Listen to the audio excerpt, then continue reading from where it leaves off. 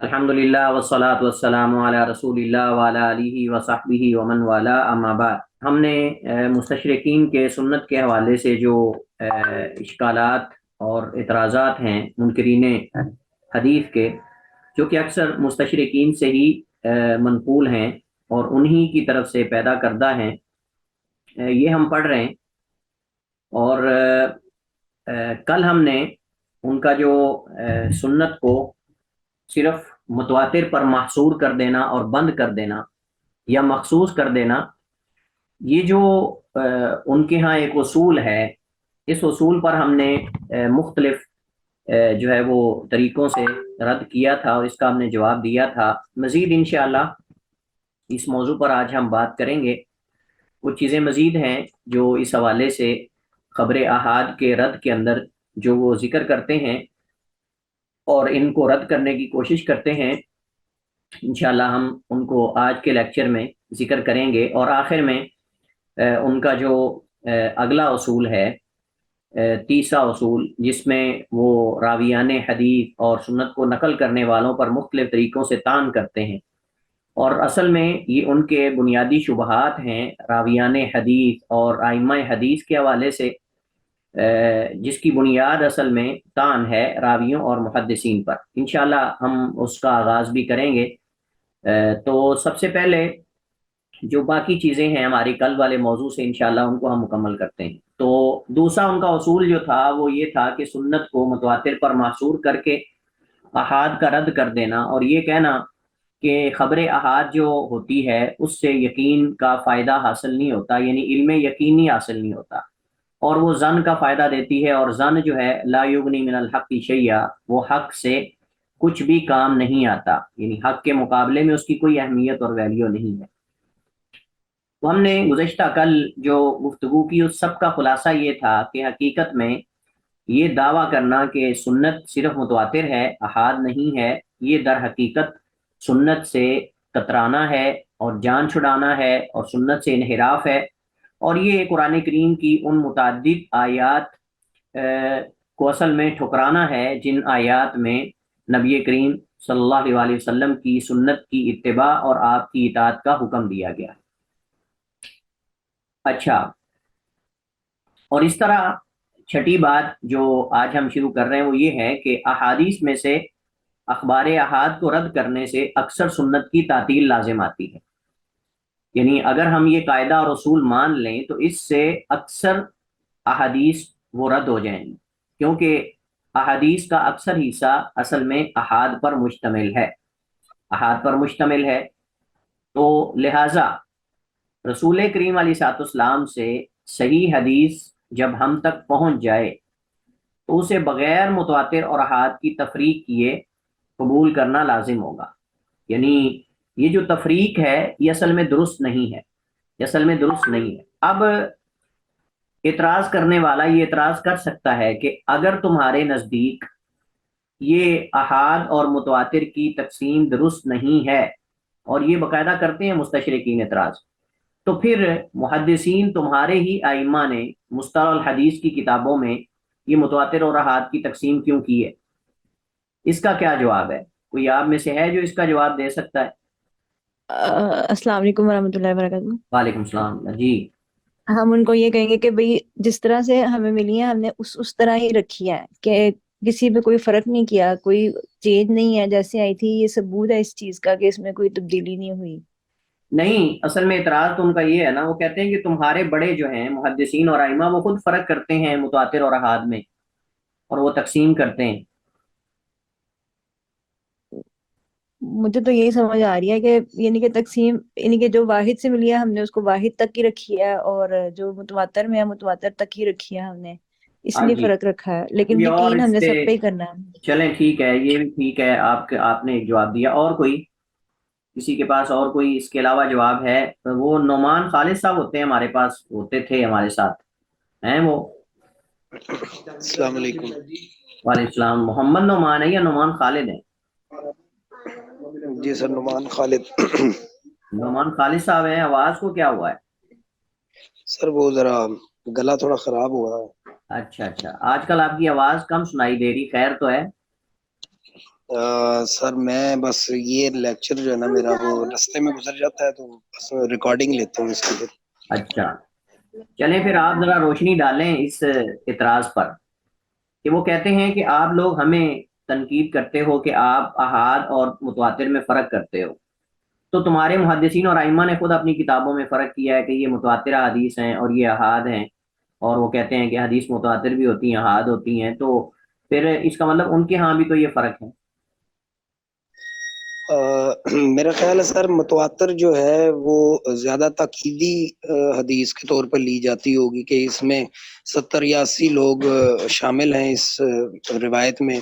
تو اس کا حکم جو ہے وہ بہت زیادہ تاکیدی ہوگا یا فضیلت کے اعتبار سے ہوگا، اور احاد میں اتنی تاکید تو نہیں ہوگی لیکن حکم تو موجود ہوگا البتہ. چلیں ٹھیک ہے احسن، یعنی آپ یہ کہنا چاہ رہے ہیں کہ وہ جو انہوں نے فرق کیا ہے وہ صرف اس وجہ سے کیا ہے کہ جو متواتر احادیث ہیں ان سے زیادہ یقین حاصل ہوتا ہے اور تاکید ہے، اور جو احاد ہیں ان سے یعنی تصدیق تو حاصل ہو جاتی ہے خبر کے صحیح ہونے کی، لیکن ان میں اس قدر یقین نہیں ہوتا جو اس میں متواتر میں ہوتا ہے. چلیں حماد صاحب آپ کچھ کہنا چاہ رہے ہیں. السلام علیکم ورحمۃ اللہ. وعلیکم السلام. جی شیخ ہم یہ بھی تو کہہ سکتے ہیں نا کہ یہ ایک ہے قبول اور رد کے حوالے سے قسم، ہاں اور ایک ہے اس کی بنیادی قسم کرنا، ایک یعنی کہ ایک احاد اور متواتر قسم ہے، ایک ہے قبول اور رد کے حوالے سے اس کی جو نا قسم بنانا ہے، دو علیحدہ علیحدہ آپ باتیں. آپ یہ کہنا چاہ رہے ہیں کہ انہوں نے یہ تقسیم جو ہے وہ قبول و رد کے اعتبار سے نہیں کی، انہوں نے یہ صحیح کی تقسیم کی ہے. جی جی جی. چلیں خیر اچھا جواب ہے ماشاءاللہ، اچھی ٹرائی کی آپ نے. چلیں میں اس کو تھوڑا اور واضح کر دیتا ہوں آپ کے ہی جوابات کو. ہم کہتے ہیں کہ پہلی بات تو یہ ہے کہ یہ جو تقسیم ہے متواتر اور احاد کی یعنی احادیث میں، یہ متقدمین کے ہاں نہیں ہے، یہ متقدمین کے ہاں ائمہ اور محدثین کے ہاں یہ بالکل بھی نہیں. یہ تقسیم کب شروع ہوئی؟ یہ تقسیم تب شروع ہوئی جب بعض متاخرین معتزلہ وغیرہ نے اخبار احاد میں سے ان کو رد کر دیا جن سے عقائد ثابت ہوتے تھے. یعنی انہوں نے کہا کہ ہم عقیدے کے مسائل میں ہم اخبار احاد نہیں لیں گے. کیوں جی نہیں لیں گے؟ کیونکہ جی یہ ظن کا فائدہ دیتی ہے اور جو عقائد ہیں ان کی بنیاد ظن پر نہیں رکھی جا سکتی. اس کے بعد یہ فتنہ شروع ہوا، اور اس سے پہلے متقدمین جو ائمہ و سلف صالحین ہیں، یعنی بخاری، مسلم، ترمذی، ابو داؤد وغیرہ، بذات خود وہ یعنی یہ تقسیم نہیں کرتے تھے اس طرح. وہ قرائن اور دیگر چیزوں کو دیکھ کر جب صحیح خبر آ جاتی تو اس کو وہ درج کرتے تھے اور اس کو حجت مانتے تھے. اور ابن حزم رحمہ اللہ تعالیٰ نے باقاعدہ ذکر کیا ہے کہ خبر واحد جب صحیح سند کے ساتھ آ جائے تو وہ یقین کا فائدہ دیتی ہے، وہ ظن کا فائدہ نہیں دیتی. تو بہرحال پہلا جواب تو یہ ہے کہ یہ متقدمین اور صحابہ کرام اور تابعین اور ائمہ کے ہاں یہ فرق نہیں اس کو لینے میں سمجھا جاتا تھا کہ یہ احاد ہے تو چھوڑ دیتے ہیں اور یہ متواتر ہے تو یہ نہیں یہ ہم لے لیں گے، یہ ایسا نہیں. دوسری بات یہ ہے کہ یہ جو محدثین نے اور علماء نے اصول حدیث کی کتابوں میں یہ جو مختلف اقسام ذکر کی ہیں، یہ طلاب کے لیے اور یہ علم حدیث کو آسان کرنے کے لیے ہے. چیزوں کی کسی بھی چیز کی جس قدر تقسیم زیادہ ہو جاتی ہے اس کو سمجھنا اور یاد کرنا آسان ہو جاتا ہے. تو یہ بے اعتبار وصول ہے ہم تک، یعنی کن کن طریقوں سے احادیث پہنچی ہیں تاکہ جو لوگ پڑھنے والے ہیں، طلاب ہیں، ان کے لیے سمجھنے میں آسانی ہو. علوم ہے نا، تو علوم کو جس قدر جو ہے وہ آسان کر کے تقسیم کر کے لکھا جائے گا وہ یاد کرنے میں آسان ہوں گے، سمجھنے میں آسان ہوں گے. جیسا کہ ایک استاد ہے وہ اپنے طلاب کے لیے جو ہے وہ کلاس میں کوشش کرتا ہے کہ وہ نقشہ بنائے اور اس کے پوائنٹس بنائے اور بنا کر اس کو ان کو سمجھاتا ہے، اجزاء بناتا ہے، ایک ہی چیز کو مختلف حصوں میں تقسیم کرتا ہے، پھر اس کو یعنی ایک دوسرے سے جوڑتا ہے. تو محدثین نے بھی اصل میں علوم کو آسان کرنے کے لیے یہ تقسیم کی ہے کہ جو ہم تک خبریں پہنچتی ہیں وہ مختلف اس کی صورتیں ہو سکتی ہیں، یا متواتر ہو سکتی ہیں یا احاد ہو سکتی ہیں. متواتر یعنی پہنچانے والے زیادہ لوگ ہیں، اور احاد یعنی پہنچانے والے ایک جماعت نہیں بلکہ افراد ہیں. تو اس طرح کر کے علوم کی تسہیل کے لیے، آسانی کے لیے، اور اس کی تقسیم جو ہے وہ طلاب کو سمجھانے کے لیے جو کی گئی ہے، اور بے اعتباری وصول کی گئی ہے، نہ کہ بے اعتبار قبول و رد کی گئی ہے. پہلی بات تو یہ ہے. لہذا یہ تفریق جو ہے یہ کر کے حدیث کو لینے میں کسی نے تفریق نہیں کی. یہ ایک غلط فہمی ہے جس کا ازالہ بہت ضروری ہے۔ کسی نے بھی سلف صالحین میں سے یہ تفریق حدیث کو لینے اور رد کرنے کے اعتبار سے نہیں کی۔ اگر کسی سے کوئی چیز ملتی ہے تو وہ صرف اس کی ہم تک پہنچنے کے اعتبار سے تقسیم ہے، لہٰذا لیتے ہوئے حدیث کو جب وہ صحیح سند کے ساتھ ہم تک آ جائے گی تو یہ نہیں دیکھا جائے گا کہ متواتر ہے یا احاد ہے۔ اور یہ مذہب جو ہے وہ کوئی متاخرین کا نہیں بلکہ یہ صحابہ کا، صحابہ کرام، تابعین اعظام اور ان کے بعد والے ائمہ کرام کا۔ پھر احادیث میں احاد کو رد کر دینا یہ قرآنی اس آیت سے متصادم ہے۔ قرآن کی یہ جو آیت ہے وَمَا آتَاكُمُ الرَّسُولُ فَخُذُوهُ وَمَا نَهَاكُمْ عَنْهُ فَانْتَهُوا، اس آیت کے یہ متصادم اور اس سے ٹکرا رہا ہے یہ قاعدہ اور اصول۔ یہ کیسے ہو سکتا ہے؟ کیا ائمہ اور محدثین سے یہ سوچا جا سکتا ہے کہ وہ حدیث کی یہ تقسیم متواتر اور احاد میں رد کرنے کے اعتبار سے کرتے تھے، یا اس وجہ سے کرتے تھے کہ ان کو ان احادیث میں شک ہے؟ جبکہ قرآن یہ کہتا ہے کہ جو بھی تمہیں رسول دے دیں اسے لے لو، وَمَا نَهَاكُمْ عَنْهُ فَانْتَهُوا، اور جس سے تمہیں روک دیں اسے رک جاؤ۔ یہ تو نہیں کہا کہ جو نبی علیہ السلام کی خبر لے کے 10 بندے آئیں 20 بندے آئیں تم اس کو لے لو اور جو اس سے کم ہوں ان کو رد کر دو۔ یہ تو قرآن کی آیت نہیں کہہ رہی۔ لہٰذا یہ کہہ کر کہ صرف علم یقینی کا فائدہ جو ہے وہ خبر احاد سے ہی حاصل ہوتا ہے،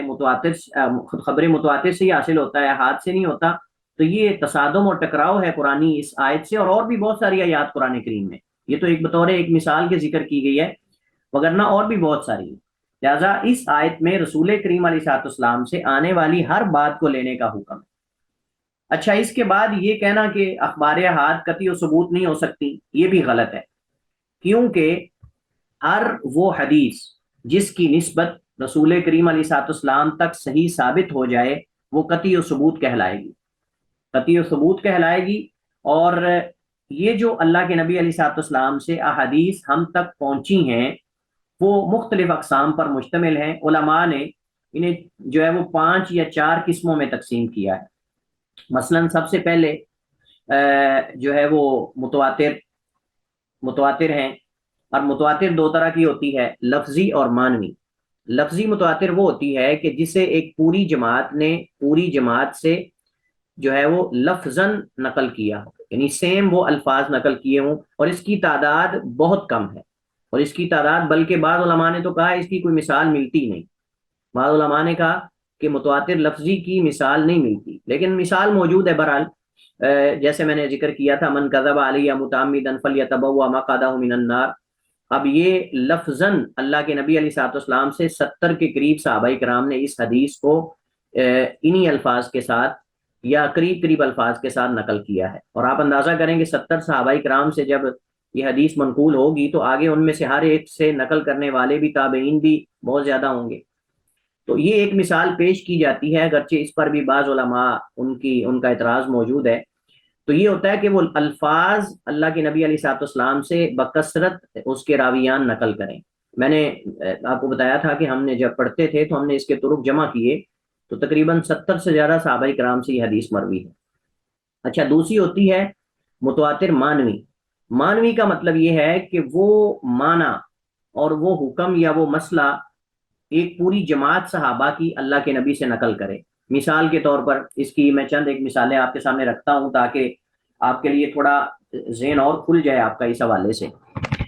مثلا نبی کریم علیہ السلام کا دعا میں ہاتھ اٹھانا،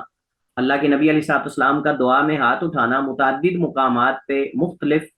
حالات میں یا مختلف جگہوں پہ دعا کرتے ہوئے اللہ کے نبی علیہ السلام سے ہاتھ اٹھانا ثابت ہے،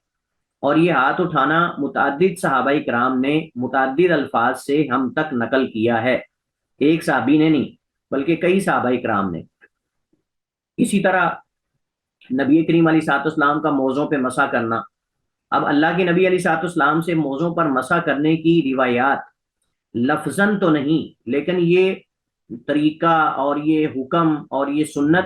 تواتر کے ساتھ متعدد صحابہ کرام سے ہم تک پہنچی، اور ایک پوری جماعت ہے صحابہ اور ائمہ اور تابعین کی جنہوں نے اللہ کے نبی علیہ السلام سے اس کو نقل کیا اور ہم تک پہنچایا ہے۔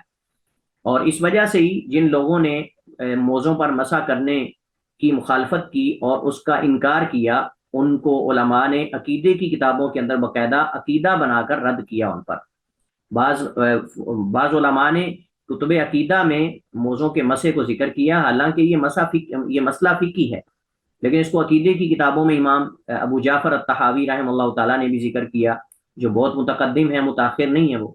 اور بھی کئی علماء نے ذکر کیا۔ اس کی وجہ یہ تھی کہ چونکہ نبی علیہ الصلوۃ والسلام سے موضوع پر مسح کرنے کی روایات بکثرت اور متعدد صحابہ کرام سے ہم تک پہنچی ہیں، تو ان کا انکار کر دینا سرے سے یہ یقیناً جو ہے وہ سنت کو رد کرنا ہے، اور اس وجہ سے علماء نے اس مسئلے کو عقیدے کی کتابوں میں ذکر کیا۔ اسی طرح مثلا مہدی کے بارے میں روایات بھی متعدد صحابہ کرام سے وارد ہیں۔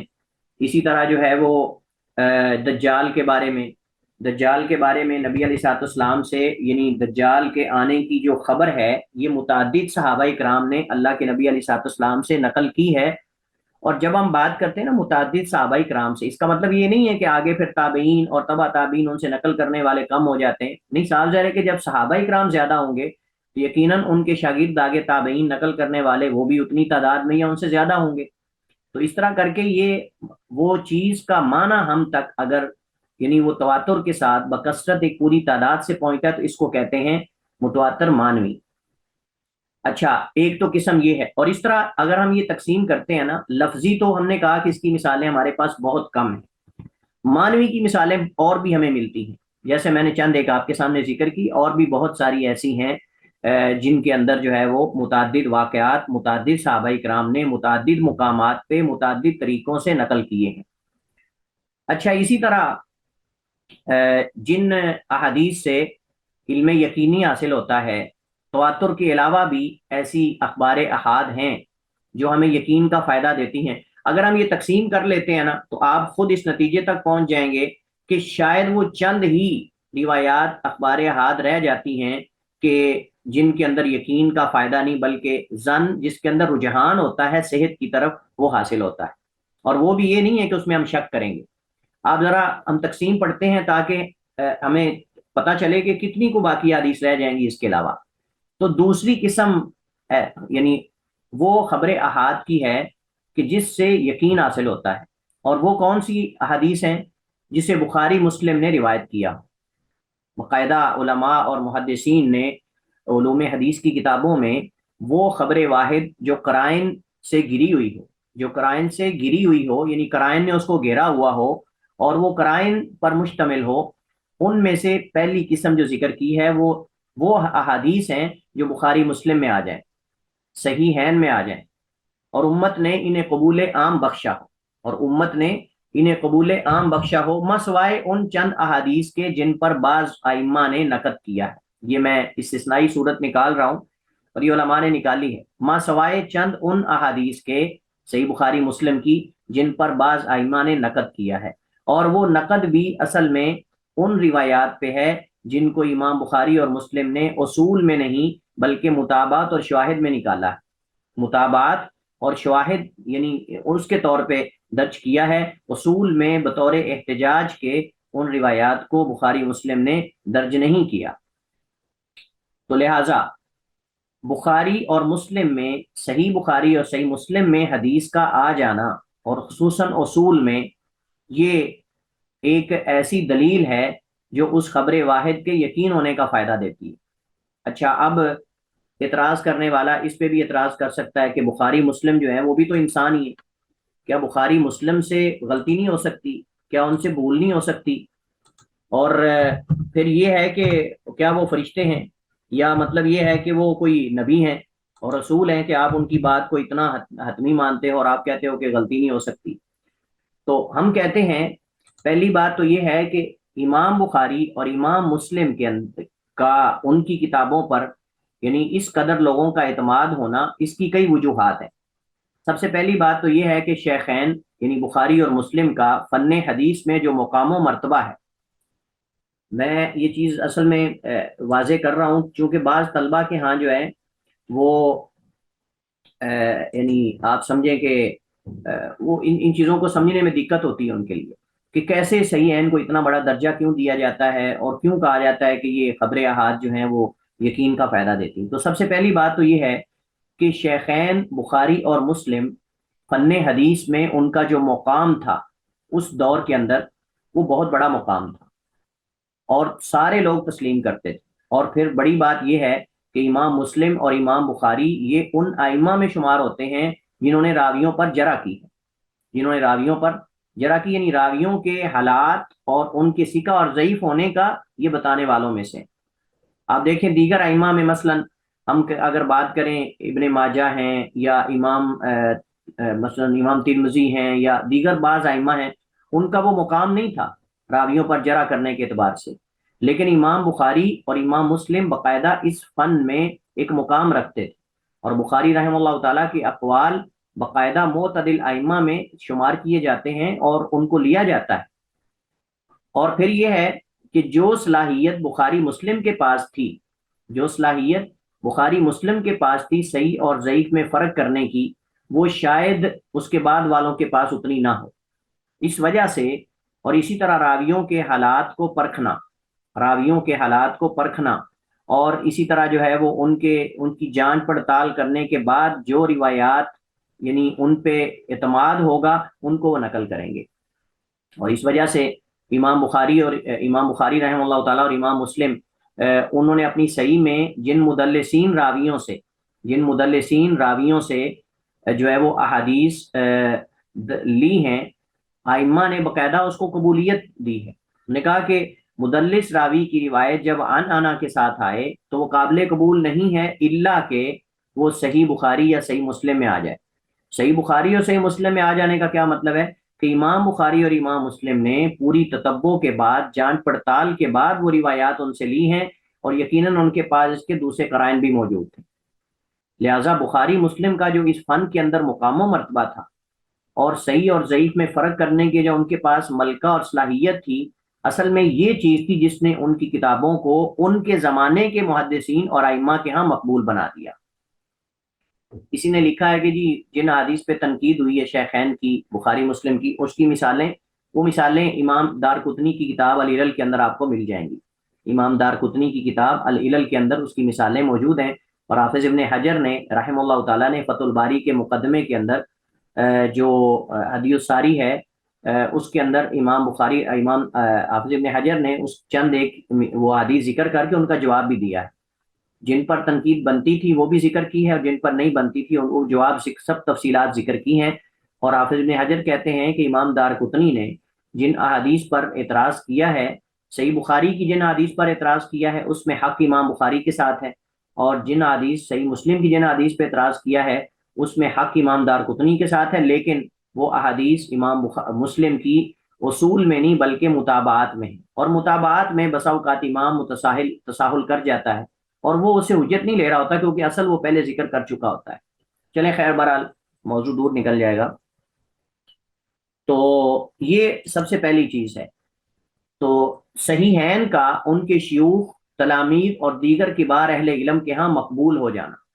جب بخاری مسلم نے اپنی یہ کتابیں لکھی تو اپنے اساتذہ پہ پیش کی، اور اس زمانے کے بڑے بڑے اساتذہ احمد بن حنبل اور کئی بڑے بڑے ائمہ اعظام رحمہم اللہ تعالی، انہوں نے ان کتابوں کی تعریف کی اور ان بخاری مسلم کی تعریف کی۔ اسحاق ابن راہویہ، بڑے بڑے محدثین ائمہ اعظام جو راویوں پہ جرح کرنے والے، انہوں نے ان کتابوں کو قبولیت بخشی ہے، اور ان کے قریب زمانے میں کسی نے تنقید نہیں کی، قریب زمانے میں کسی نے ان حدیث پر جو ہے کوئی تنقید یا کوئی اعتراض نہیں کیا۔ تو شیخین کی جو کتابیں ہیں صحیحین، اس میں کسی حدیث کا آ جانا یہ یقین کا فائدہ دیتا ہے، اور بلکہ علماء نے جیسے امام حاکم اور اس کے علاوہ دیگر کئی علماء، انہوں نے بخاری مسلم کے جو راوی ہیں ان کو معیار بنایا ہے۔ آپ اکثر دیکھتے ہیں امام حاکم جو ہیں وہ کہتے ہیں حدیث صحیح علی شرط شیخین، حدیث صحیح علی شرط شیخین، کبھی کہتے ہیں حدیث صحیح رجالہ رجال الصحیح، حدیث صحیح ہے شیخین کی شروط پر ہے، حدیث صحیح ہے صحیح بخاری اور مسلم کے رجال ہیں اس کے۔ بہت سارے علماء باقاعدہ یہ ذکر کرتے ہیں، گویا کہ بخاری مسلم جو ہیں وہ دیگر ائمہ کے لیے معیار بن گئے، اور ان کے جس راوی کی حدیث صحیح بخاری مسلم میں آ جائے وہ کہتے تھے کہ اس کی روایات بخاری مسلم میں، اور یہ راوی بخاری مسلم کا ہے، صحیح بخاری اور صحیح مسلم اس کی حدیث موجود ہے۔ اور اس وجہ سے اگرچہ اس میں اختلاف ہوا کہ اس سے مراد کون سے راوی ہیں، یعنی رجال صحیح اس سے کیا مراد ہے، علی شرط شیخین سے کیا مراد ہے، یہ ایک الگ چیز ہے، لیکن بہرحال باقاعدہ محدثین اس پر حدیث کو صحیح کہتے تھے کہ رجال صحیح علی شرط شیخین، شیخین کی شرط پر یہ حدیث صحیح ہے۔ تو بخاری مسلم کا فن حدیث میں مقام، اور صحیح حدیث میں اور ضعیف میں تمیز اور فرق کرنے کا ملکہ اور صلاحیت، اور اسی طرح ان کے زمانے کے ان کے شیوخ، اساتذہ اور تلاميذ اور دیگر اہل علم محدثین کا ان کی کتابوں کو قبولیت سے نوازنا، یہ اس بات کی دلیل ہے کہ یہ احادیث جو ہیں وہ یقین کا فائدہ دیتی ہیں۔ اچھا، تیسری قسم وہ ہے وہ احادیث جو صحیح ہیں میں تو نہیں، لیکن ان کے صحیح اور مقبول ہونے پر امت کا اجماع ہے، ان کے صحیح اور مقبول ہونے پر امت کا اجماع ہے۔ ایسی احادیث کے جو صحیح ہیں میں تو نہیں، لیکن ان کے طرق بہت زیادہ ہیں، کثرت طرق، یعنی طرق ان احادیث کے بہت زیادہ ہیں۔ طرق کا مطلب کیا ہے کہ مثلا تین سے چار صحابہ کرام نے اس حدیث کو روایت کیا، پھر آگے ان سے پوری جماعت تابعین کی وہ نقل کرتی ہے، پھر آگے تبع تابعین کی پوری جماعت نقل کرتی ہے، اور اس کے ساتھ عملی طور پہ بھی اس کے قرائن موجود ہیں، جیسے کہ آگے ذکر کریں گے ہم۔ تو یہ بھی محدثین کہتے ہیں کہ اگرچہ وہ صحیح ہیں میں نہ ہو، لیکن اس کے صحیح اور مقبول ہونے پر امت کا اجماع ہو، اور وہ شریعت کے کسی قاعدے کے ساتھ ٹکراتی بھی نہ ہو، اور عملی طور پہ بھی وہ وہ عمل منقول ہو اور اس پر عمل ہو، اور محدثین اور ائمہ نے اس پہ عمل کیا ہو، تو یہ تیسری صورت، اور اس سے بھی یقین کا فائدہ حاصل ہوتا ہے۔ اسی طرح مستفید یعنی مشہور، جو متعدد وجوہ سے وارد ہو اور اس میں کسی قسم کا تعان نہ ہو۔ متعدد وجوہ یعنی مراد تقریباً یہ بھی وہی پہلی صورت بنتی ہے یا اس کے قریب قریب، یعنی وہ اتنی مشہور ہو جائے کہ اس کی سند بھی صحیح ہو اور مشہور بھی ہو، اور مختلف طرق سے وہ مشہور ہو جائے۔ یعنی بعض حدیثیں مقبول ہوتی ہیں، امت کے یہاں اس پہ اجماع ہوتا ہے، اور بعض بہت زیادہ مشہور ہو جاتی ہیں، اور وہ روایات جو ہے وہ سند کے اعتبار سے بھی صحیح ہوتی ہیں، کیونکہ جو مشہور ہونے والی روایات ہیں وہ دو طرح کی ہوتی ہیں۔ ایک وہ ہوتی ہیں جو زبانوں پہ لوگوں کے زد عام ہو جاتی ہیں، لیکن ان کی کوئی سند ہی نہیں ہوتی، ان کی کوئی بنیاد ہی نہیں ہوتی، اور کچھ ایسی مشہور اور مستفیض احادیث ہوتی ہیں کہ جو ان کے طرق بھی ہوتے ہیں لیکن تواتر کی حد تک نہیں پہنچتے، اور اس طرح جو ہے وہ ان کے کسی قسم کی کسی کی تنقید بھی نہیں ہوتی، کسی نے ان کو ضعیف بھی نہیں کہا ہوتا، اور تان بھی ان پہ میں نہیں ہوتا۔ تو یہ اصل میں مشہور سند، صحیح سند کے ساتھ ہم تک پہنچتی۔ تو یہ بھی بعض علماء نے اس کو خبر واحد جو قرائن پر مشتمل ہو اور یقین کا فائدہ دیتی ہو، اس کے اندر ذکر کیا ہے۔ اچھا، پانچویں قسم جو ہے، بعض نے تو چوتھی قسم میں اس کو داخل کیا ہے، یعنی مشہور ہونے میں، کہ اس حدیث کی سند میں کبار ائمہ اور حفاظ ہوں، یعنی اس حدیث کو روایت کرنے والے ہر طبقے میں بڑے بڑے امام ہوں، ایک دوسرے سے نقل کر رہے ہوں۔ مثلا مثال کے طور پر ہمیں کئی ایسی حدیثیں ملتی ہیں جس میں امام احمد بن حنبل اپنے استاد امام شافعی سے روایت کرتے ہیں، امام احمد اپنے استاد امام شافعی سے نقل کرتے ہیں، اور امام شافعی اپنے استاد جو ہے وہ امام مالک سے روایت کرتے ہیں، اور امام مالک اپنے استاد امام نافع سے روایت کرتے ہیں، اور امام نافع اپنے استاد عبداللہ ابن عمر رضی اللہ تعالی عنہما سے کرتے ہیں۔ اب اگر آپ غور کریں تو ان میں ہر ایک جو ہے وہ حدیث میں امام ہے، اور اس کا ایک بہت بڑا درجہ اور رتبہ ہے۔ اسی طرح اکثر آپ دیکھتے ہیں شراح الحدیث جو حدیث کی شرح کرتے ہیں، وہ حدیث کے متعلق جو دلچسپ چیزیں ہوتی ہیں جس کو لطائف اسنادیہ کہتے ہیں، اس میں باقاعدہ وہ ذکر کرتے ہیں، وہ کہتے ہیں کہ حدیث رواتہ حفاظ و ائمہ، کہ اس حدیث کی سند کے سارے راوی حفاظ اور ائمہ ہیں، یہ بڑے بڑے محدثین ہیں، کوئی مصر کا بڑا امام ہے، کوئی مدینہ کا بڑا امام ہے، کوئی شام کا بڑا امام ہے، کوئی جو ہے وہ کوفہ اور بصرہ کا بڑا امام ہے، یعنی بڑے بڑے ائمہ اور حفظ و اتقان میں جن کو معیار سمجھا جاتا تھا وہ اگر سند میں آ گئے ہیں تو یہ بہت بڑی بات ہے۔ اب دیکھیں نا، ایک بات ایک عام بندہ کر رہا ہو، ایک بات ایک بہت بڑا اپنے وقت کا امام اور عالم کر رہا ہو، اور وہ حفظ و اتقان میں بھی معروف ہو، عدالت میں بھی معروف ہو، حفظ اور ضبط میں بھی معروف ہو، تو کیا اس کی بات کو، ایک عام آدمی کی بات کو ہم برابر سمجھیں گے؟ اور ہم یعنی ہمارے جو تاثرات ہیں وہ ایک ہوں گے دونوں کے بارے میں؟ یقیناً ایسا نہیں۔ تو اسی طرح محدثین نے باقاعدہ جو ہے وہ ان حدیث کو الگ کیا، ان اسانید کو الگ کیا کہ جن احادیث اور اسانید میں ایسے ائمہ راوی ہیں کہ جو اپنے وقت کے امام تھے اور وہ باقاعدہ بذات خود ایک معیار تھے. امام مالک ہیں، اور امام مالک جو ہیں امام زہری کے شاگردوں میں پہلے رتبے اور پہلے درجے میں آتے ہیں حفظ و اتقان میں. اور بلکہ محدثین امام مالک رحمہ اللہ تعالیٰ کی احادیث پر دیگر احادیث کو پیش کر کے راویوں کا امتحان لیا کرتے تھے. یعنی وہ دیکھتے تھے کہ امام زہری سے جو امام مالک حدیثیں بیان کرتے ہیں، دیگر جو طبقوں کے راوی ہیں انہوں نے کتنی حدیث میں غلطی کی ہے.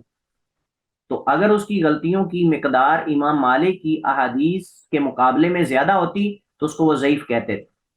اور جتنی جتنی اس کے قریب قریب ہوتی اس کو وہ درجہ دیتے تھے. لہٰذا امام زہری کے شاگردوں کے جب طبقات بنائے علماء نے، تو سب سے پہلے طبقے میں امام مالک اور امام لیث بن سعد جو مصری ہیں ان کو ذکر کیا ہے. اور آپ اندازہ لگائیں کہ امام مالک رحمہ اللہ تعالیٰ مدینہ کے بہت بڑے امام، اور پھر نافع کے شاگرد ہیں، اور وہ عبداللہ بن عمر سے بیان کرتے ہیں، اور بھی کئی صحابہ کرام سے روایات امام مالک نے لی ہیں، یعنی واسطے سے، نافع کے یا کسی اور کے واسطے سے. تو بہرحال یہ بھی ایک قرینہ ہے ان قرائن میں سے کہ جن قرائن سے مل کر خبر واحد یقین کا فائدہ دیتی ہے. خبر واحد یقین کا فائدہ دیتی ہے. خلاصہ کلام یہ ہے کہ خبر متواتر اور اخبار احاد جو قرائن سے گری ہوں دونوں قطعی و ثبوت کا فائدہ دیتی ہیں، ظن کا نہیں، دونوں قطعی و ثبوت کا فائدہ دیتی ہیں. اور یہ قرائن محدثین کے ہاں بکثرت پائے جاتے ہیں، اور یہ قرائن محدثین کے ہاں بکثرت پائے جاتے ہیں. شیخ الاسلام ابن تیمیہ اس حوالے سے وضاحت کرتے ہوئے فرماتے ہیں، علم یقینی کبھی زیادہ خبر دینے والوں سے حاصل ہوتا ہے، کبھی راویوں کے اوصاف سے، عدالت اور ضبط سے. یعنی وہ کہتے ہیں کہ کبھی تو خبر دینے والے جب زیادہ ہوں تو اس سے بھی علم یقینی حاصل ہوتا ہے، اور کبھی اگر کم ہوں لیکن وہ اوصاف میں، عدالت اور ضبط میں ایک درجہ اور مقام رکھتے ہوں تو اس سے بھی یقین حاصل ہو جاتا ہے. جیسے میں نے اس کی آپ کو مثال دی کہ ایک خبر آپ کو عام بندہ دیتا ہے اور ایک خبر آپ کو سکہ آدمی، اور جو یعنی آپ سمجھیں کہ حفظ و اتقان میں اور دینداری میں معروف ہو، تو آپ یقیناً اس بندے کی خبر پہ پورا یقین کریں گے بنسبت اس کے جس کے بارے میں آپ نہیں جانتے. تو یہی ابن تیمیہ رحمہ اللہ تعالیٰ کی مراد ہے. بات ہے کہ کبھی تو جو ہے وہ خبر دینے والوں کی کثرت سے یقین حاصل ہوتا ہے، اور کبھی راویوں میں جو اوصاف پائے جاتے ہیں روایت کے تحمل اور ادا میں، روایت کے تحمل اور ادا میں، اور وہ عدالت اور ضبط ہوتا ہے. عدالت اور ضبط اگر ان کے اندر مضبوط ہے تو یقیناً اس کی مضبوطی کی وجہ سے ان کی روایت بھی اس قدر یقینی ہوگی. جیسے میں نے پیچھے مثال دی ائمہ کی، حسن مالک رحمہ اللہ تعالیٰ ان سے امام احمد نقل کرتے ہیں، اور امام احمد ان سے امام شافعی نقل کرتے ہیں، اور امام شافعی سے امام احمد بن حنبل نقل کرتے ہیں، اور وہ اپنی کتاب میں درج کرتے ہیں اس حدیث کو. یا امام احمد بن حنبل سے بعض ائمہ نے حدیثیں لی، امام بخاری نے لی، امام ابو داؤد نے لی حدیثیں اپنے استاد امام احمد بن حنبل سے، اور بھی کئی ائمہ نے ان سے حدیثیں لی ہیں، بعد نے واسطے سے لی ہیں، بعد نے بغیر واسطے کے لی ہیں. تو اب یہ صاف ظاہر ہے کہ ایک عام راوی کی حدیث اور جو راویوں میں مضبوط ترین اور اعلیٰ ترین اوصاف روایت کے پائے جاتے ہیں، روایت کے مقبول ہونے کے، اور کبھی ان قرائن سے جو کسی خبر سے ملے ہوتے ہیں اس سے بھی یقین کا فائدہ حاصل ہوتا ہے. جیسے میں نے آپ کو اشارہ کیا، مثلا کثرت طرق ہے، حدیث کے طرق بہت زیادہ ہوں، اس کے متابعات ہوں، شواہد ہوں، کبھی راویوں کی ایک جماعت سے علاوہ کسی دوسری جماعت کے، یعنی ایک جماعت اس سے یقین حاصل ہوتا ہے، اور بسا اوقات ایک دوسری پوری جماعت ہوتی ہے لیکن اس سے یقین حاصل نہیں ہوتا. اسی طرح وہ خبر جو ائمہ کے ہاں مقبول ہو جائے اور اس سے بھی علم یقینی حاصل ہوتا ہے.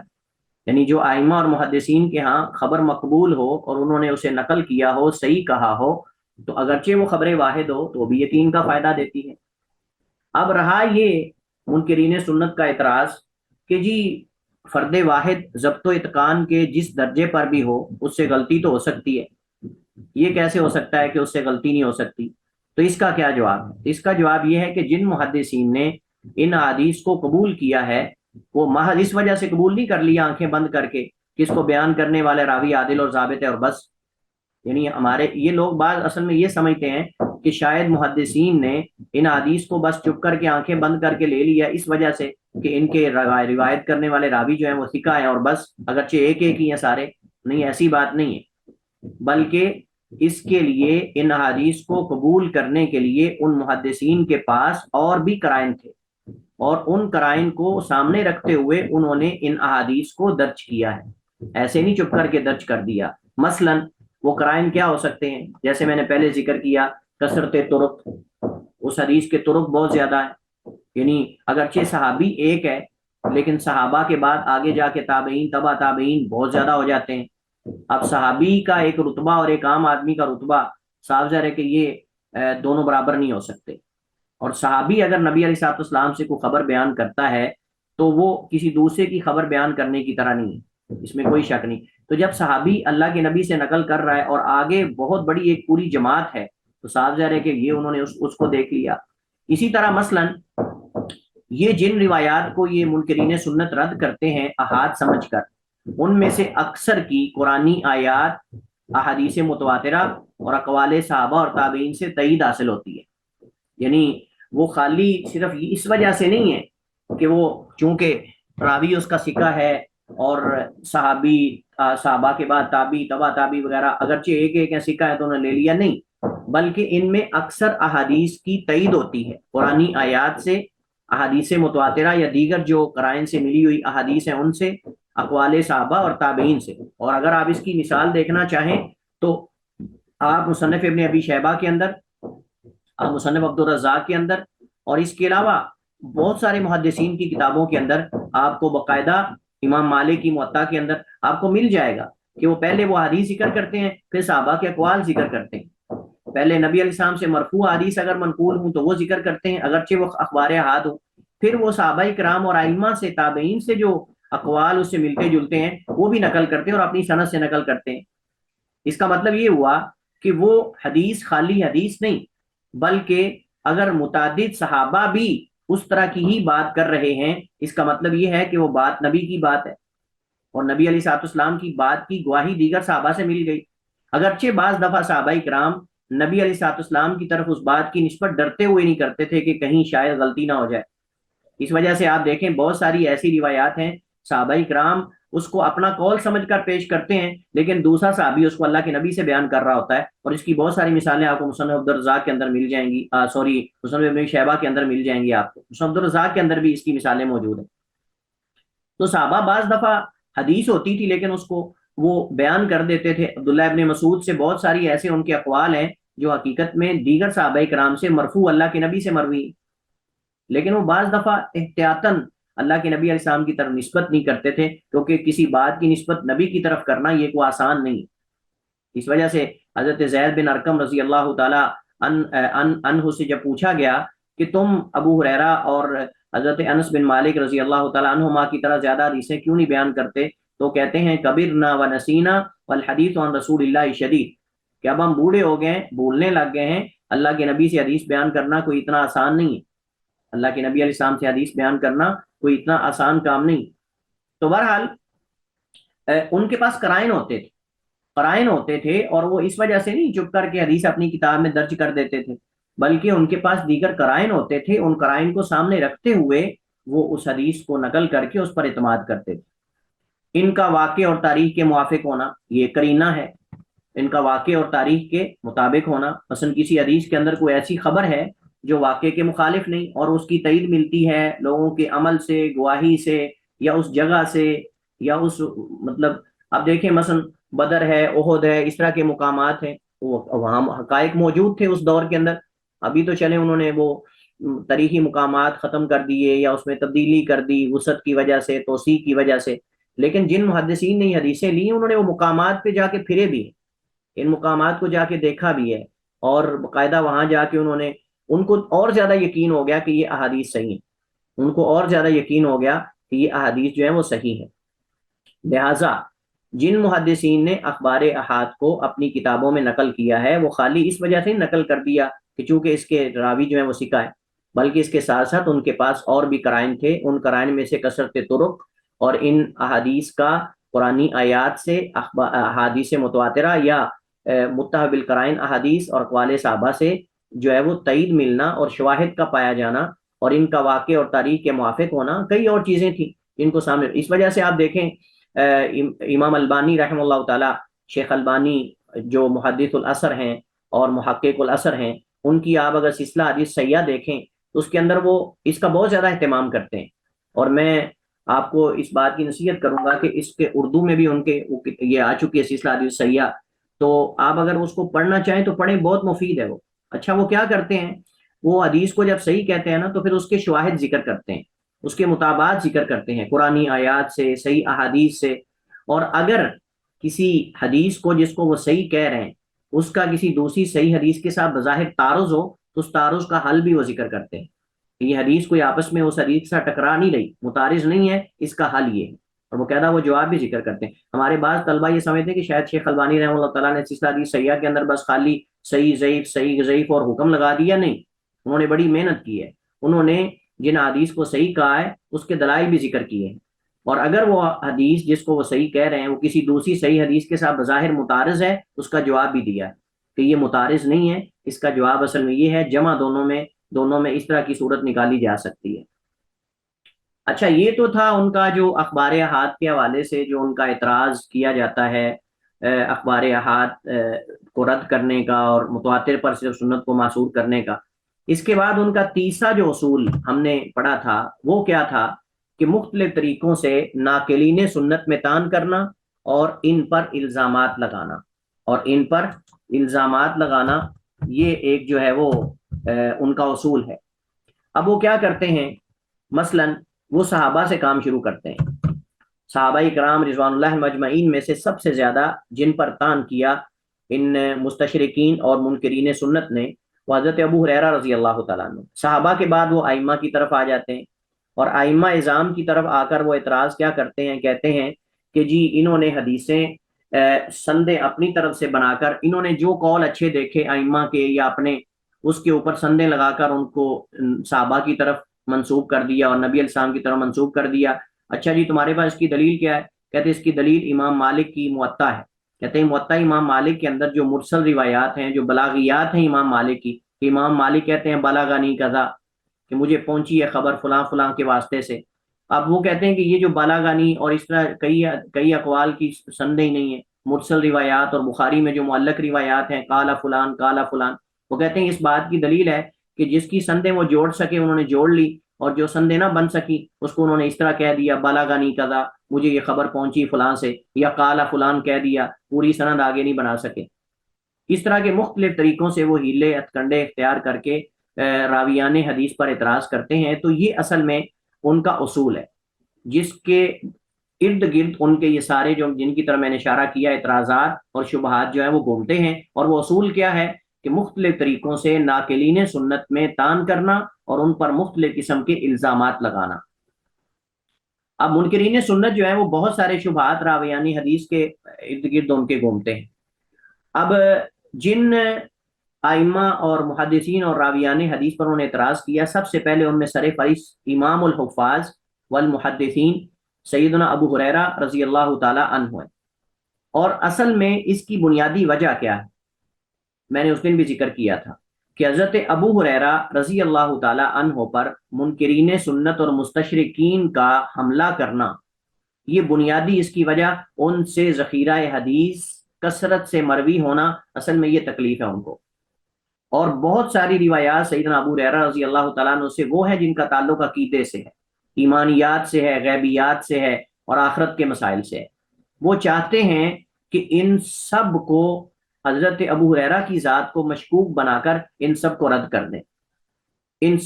کر دیں، اور مسلمانوں کے دلوں کے اندر سے جو اعتماد ہے ان کا ان احادیث پر وہ ختم کر دیں۔ اس وجہ سے ایک شخص ہے جس کا نام ہے محمود ابو ریہ، یہ مصری ایک اسکالر ٹائپ آپ کہہ لیں، جیسے غامدی ہے نا، اس طرح کا ایک مثقف آدمی تھا، یا آپ کہہ سکتے ہیں دانشور اپنے آپ کو جو کہتے ہیں لوگ، صافی ٹائپ یا اس طرح کا کوئی شخص تھا۔ تو اس نے کیا کیا، یہ اصل میں مستشرقین کی کتابیں پڑھ کے یہ بندہ جو ہے وہ ان سے متاثر تھا، مستشرقین کی اور رافضہ کی کتابیں اس نے پڑھی، اور اس وجہ سے اس کو بہت سارے جو علماء ان پہ نقد کرتے ہیں وہ اس کو رافضی کہتے ہیں، بعض اس کو رافضی کہتے ہیں، بعض اس کو مستشرق کہتے ہیں، اور بعض اس کو جو ہے وہ اور بھی نام دیتے ہیں۔ بہرحال یہ شخص جو ہے وہ سب سے زیادہ مشہور ہوا سیدنا ابو ہریرہ رضی اللہ تعالی عنہ پہ نقد اور سیدنا ابو ہریرہ رضی اللہ عنہ کی ذات پہ طعن کرنے میں۔ اور اس نے جو حضرت ابو ہریرہ رضی اللہ تعالیٰ عنہ پہ تان کیا، اس میں اس کی دو کتابیں جو ہیں وہ مشہور ہیں، ایک اضواء علی سنت المحمدیہ اور دوسرا شیخ المغیرتی ابو ہریرہ، شیخ المغیرتی ابو ہریرہ، یہ دو کتابیں ہیں جس کا اس نے یہ عنوان ایک جو ہے وہ دیا ہے، اور اس میں متعدد مقامات پہ اس نے سیدنا ابو ہریرہ رضی اللہ تعالی عنہ پر جو ہے وہ تان کیا ہے۔ اور جو اس کی کتابیں ہیں یہ دونوں محمود ابو ریہ کی، دونوں کتابوں میں جو معلومات لیتا ہے یہ شخص، آپ ذرا اندازہ کریں کہ ان معلومات کے مصادر کیا ہیں، آپ کو اندازہ ہو جائے گا کہ یہ شخص نے جو سیدنا ابو ہریرہ رضی اللہ تعالیٰ عنہ پر اعتراضات کیے ہیں وہ اصل میں بنیادی طور پہ اس کی وجہ کیا ہے اور ان کا مصدر کیا ہے اور یہ شخص ہے کون۔ تو علماء جنہوں نے اس کی ان دونوں کتابوں پر رد کیا ہے، جیسے کہ شیخ عبد الرحمن یحییٰ المعلمی ہیں، انہوں نے اس پہ باقاعدہ رد کیا اور اس پر باقاعدہ انہوں نے کتابیں لکھی۔ اس طرح شیخ سبائی ہیں، انہوں نے اس پہ باقاعدہ رد کیا، اور بہت سارے علماء نے جو ہے وہ اس پہ رد کیا، اور ہمارے استاد انہوں نے اپنی ایک کتاب روات الحدیث، اس کے اندر باقاعدہ انہوں نے جو ہے وہ رد کیا اس پر، اور انشاءاللہ ہم اس سے استفادہ کریں گے اس اگلے ہمارے لیکچر میں اس حوالے سے۔ تو اس کی کتاب اصل مصادر اس کے کیا ہیں؟ محمود ابو ریہ کے، حضرت ابو ہریرہ پہ جو اس نے اعتراضات کیے ہیں، اس کے بنیادی مصادر اصل میں رافضہ اور معتزلہ اور اہل ادب، ادبی کتابیں اور مستشرقین کی کتابیں ہیں۔ یعنی انہوں نے جیسے جیسے شبہات لیے حضرت ابو ہریرہ کے حوالے سے یا راویان حدیث کے حوالے سے، اس نے سارے من و عن اسی طرح نقل کر کے اپنی کتابوں میں وہ اٹھا کر لوگوں کے سامنے پیش کر دیے۔ کچھ رافضہ کی کتابوں سے لے لیے، کچھ معتزلہ کی کتابوں سے لے لیے، اور ان کے جو بڑے بڑے ائمہ ہیں رافضہ کے ان سے، اور کچھ جو ادب کی کتابیں ہیں ان سے چیزیں لے لی، اور کچھ مستشرقین وغیرہ کی کتابوں سے لے کر ان کو جو ہے وہ تھوڑا پالش کر کے اچھے طریقے سے پیش کر دیا، اور جو ہے وہ کتابوں کی صورت میں اس کو رکھ دیا۔ اچھا، جو اعتراضات اس نے محمود ابو ریہ وغیرہ نے اور بھی لوگوں نے کیے، ان میں سب سے پہلا اعتراض ہم اس طرح ترتیب کے ساتھ چلیں گے۔ ان میں سب سے پہلا اعتراض جو کیا وہ حضرت ابو ہریرہ رضی اللہ تعالی عنہ کا نبی علیہ السلام کی صحبت میں رہنا اس کے سبب پر ہے، کہ کس وجہ سے حضرت ابو ہریرہ رضی اللہ تعالیٰ عنہ نبی کریم علیہ السلام کے ساتھ رہتے تھے۔ اب اعتراض کیا وہ کرتا ہے؟ اعتراض وہ یہ کرتا ہے کہ ابو ہریرہ رضی اللہ تعالیٰ عنہ نے، یعنی آپ ذرا اندازہ لگائیں کہ یہ کس قدر خبیث لوگ ہوتے ہیں کہ بڑی سنجیدگی کے ساتھ جھوٹ بولتے ہیں۔ کہتا ہے محمود ابو ریہ کہتا ہے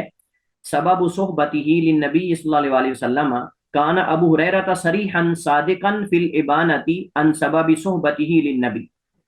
کہتا ہے کہ نبی کریم علیہ السلام کے ساتھ جو ابو ہریرہ کی صحبت تھی، اس میں ابو ہریرہ بڑے صریح اور واضح رہے ہیں، انہوں نے پوری خود وضاحت کر دی۔ کیا وضاحت کی ہے؟ کہتے ہیں فلم یقل، ابو ہریرہ نے یہ نہیں کہا انہ صاحبہ لمحبۃ والہدایۃ، کہ وہ نبی کے ساتھ محبت کی وجہ سے رہتے تھے یا ہدایت اور رہنمائی کے لیے، ایسا نہیں تھا جیسا کہ دیگر لوگ نبی علیہ السلام کے ساتھ رہتے تھے، بلکہ کہتے ہیں انما قال، ابو ہریرہ نے تو خود کہا ہے انہ قد صاحبہ علی ملء بطنہ، وہ تو پیٹ بھرنے کے لیے اللہ کے نبی کے ساتھ رہتے تھے والعیاذ باللہ۔ یعنی ابو ہریرہ کو گھر میں کھانا نہیں ملتا تھا، کوئی کھانا دیتا نہیں تھا، کوئی پوچھتا نہیں تھا، تو وہ نبی علیہ السلام کے ساتھ صرف اس وجہ سے رہتے تھے کہ مجھے کوئی اگر نبی کو صدقہ کرے گا یا کوئی نبی کو کھانا کھلائے گا، دعوت کرے گا نبی کی، تو میری بھی ساتھ دعوت ہو جائے گی۔ تو صرف پیٹ بھرنے کے لیے ابو ہریرہ نبی کے ساتھ رہتے تھے صحبت میں، نہ کہ حدیثیں سننے کے لیے اور حدیث کو یاد کرنے کے لیے، امت تک پہنچانے کے لیے۔ آپ ذرا خباثت دیکھیں کہ کس طرح خباثت کے ساتھ ایک بڑے جلیل القدر صحابی جن سے 5300 سے زیادہ احادیث مروی ہیں، ان پر کس خباثت سے نشانہ کیا گیا اور نشانہ لگایا گیا، آپ اندازہ کریں ذرا۔ اور بڑے مہذب طریقے سے جھوٹ بولا جا رہا ہے، یعنی بڑا سنجیدہ ہو کے وہ لکھ رہا ہے۔ کہتا ہے کہ ابو ہریرہ اپنی صحبت کی وجہ بیان کرنے میں بڑے صریح ہیں، انہوں نے جھوٹ نہیں بولا۔ اچھا جی، وجہ کیا بیان کرتے ہیں؟ کہتے ہیں انہوں نے خود کہا کہ میں نبی علیہ السلام کے ساتھ جو ہے وہ کوئی محبت کی وجہ سے اللہ کے نبی کے ساتھ یا ہدایت اور رہنمائی لینے کے لیے نہیں تھا، بلکہ میں تو اپنا پیٹ بھرنے کے لیے تھا، کوئی حدیثیں سننا۔ اچھا، پھر ریفرنس کیا دیے؟ ریفرنس دیے ہیں، کہتے ہیں کہ اس کے بارے میں مسند احمد میں، بخاری مسلم میں، اسی طرح جو ہے وہ سفیان ثوری سے، زہری سے، عبد الرحمن الاعرج سے، اور مختلف لوگوں سے یہ حدیث مروی ہے، اور اس میں وہ کہتے ہیں کہ ابو ہریرہ کہتے ہیں انی کنت امرأ مسکینا اصحب رسول اللہ علی ملء بطنی، کہ میں ایک مسکین آدمی تھا اور اللہ کے نبی علیہ الصلوۃ والسلام کی صحبت میں رہتا تھا، علی ملء بطنی، اپنے پیٹ بھرنے پر، اپنے پیٹ بھرنے پر، یعنی اصل میں اس پہ انشاءاللہ میں اگلے لیکچر میں وضاحت کروں گا کہ حضرت ابو ہریرہ کی کیا مراد تھی، اور یہ جو خبیث انسان ہے یہ اس سے کیا مراد لے رہا ہے، یہ انشاءاللہ ہم اگلے لیکچر میں، لیکن صرف میں نے آپ کو ایک ٹچ دیا ہے کہ آپ ذرا دیکھیں کہ کس انداز سے یہ حملے کرتے ہیں سنت پر، اور کیسے عظیم جو راویان حدیث ہیں ان پر یہ نشانہ بازی کرتے ہیں۔ وہ کہتے ہیں کہ جب ایک بندے کا مقصد ہی بھوک مٹانا تھا تو پھر وہ حدیثیں کیا سنے گا، وہ پھر اس نے جو ہے وہ ایسے ہی بنا کے اپنی طرف سے اتنے ہزار حدیثیں لگا دی اور محدثین نے آنکھیں بند کر کے چپ کر کے لے لی، اور یہ امت اندھا دھند اس پہ چل رہی ہے۔ تو انشاءاللہ اگلے لیکچر میں ہم اس کا جواب اور اس اعتراض کی تفصیلات اور اس حدیث سے کیا مراد ہے ان کی، وہ بھی انشاءاللہ ہم اس پہ بات کریں گے۔ واللہ تعالی اعلم و احکم، وصلی اللہ وسلم علی نبینا محمد وعلی آلہ وصحبہ وسلم۔